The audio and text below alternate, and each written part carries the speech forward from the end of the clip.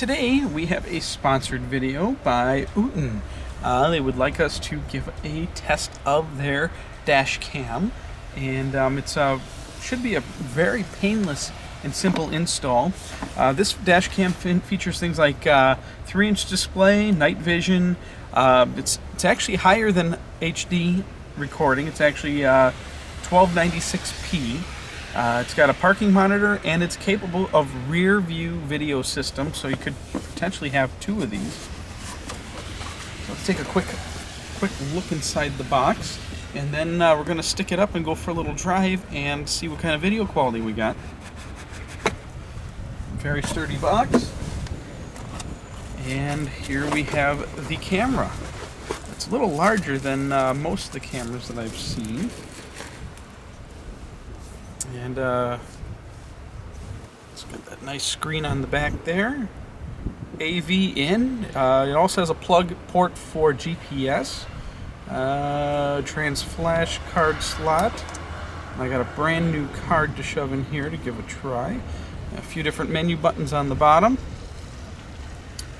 Microphone recording. So let's peel some stickers off here. That one, let's get the one, I'll leave the lens one on for now, at least until we get it installed. Keep the fingerprints off.